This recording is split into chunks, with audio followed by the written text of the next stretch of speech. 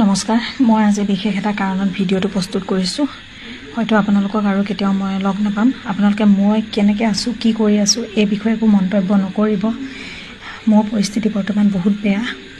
আজি সন্ধিয়া মই অকলে ঘৰৰ বাৰাণ্ডাতে বহি আছিলোঁ, ঘৰত কোনো নাছিলে। সেই সময়তে এজনে মোক এটেক কৰিছিলেহি আৰু মই নিজকে প্ৰটেকশ্যন দিবৰ বাবে তেখেতক প্ৰহাৰ কৰিবলগীয়া হ'ল। আচলতে মই প্ৰহাৰ কৰোঁতে মই ভবা নাছিলোঁ ইমান দূৰলৈ যাবগৈ বুলি কথাটো। মই মোৰ নিজৰ ছেফটিৰ বাবে তেখেতক প্ৰহাৰ কৰিছিলোঁ, কিন্তু তেখেত দুৰ্ভাগ্যবশতঃ মৃত্যুৰ মুখত পৰিলে। মই নাজানো মোৰ শাস্তি কি হ'ব এতিয়া। মই বহুত চিঞৰ বাখৰ কৰিছিলোঁ, কিন্তু কোনো নাহিল। হয়তো কোনেও শুনা নাপালে। সন্ধিয়া সময় যিহেতু চাগে ভিতৰত ফেন টিভি এনেকৈ লগাই কোনোবা আছিলে, আৰু মোৰ ঘৰত যিহেতু ওচৰ চুবুৰীয়া আছিল যোনে মোক এটেক কৰিছিলে, তেওঁ চাগে গম পাইছিল এই সময়ত আমাৰ ঘৰত কোনো নাছিল, সেইকাৰণে মোক এটেক কৰিলে। আৰু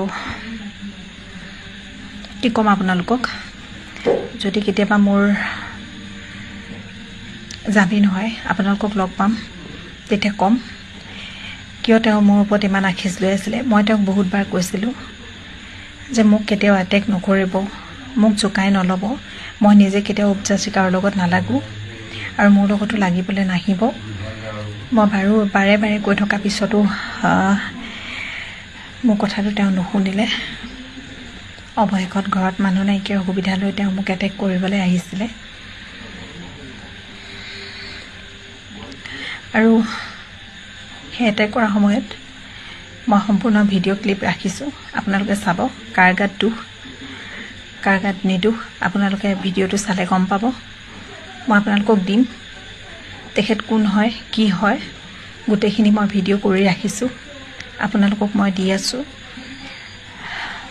আপোনালোকে গম পাব। ফটোৱে ভিডিঅ'ৱে কেতিয়াও মিছা কথা নকয়, আপোনালোকে দেখিলে গম পাব।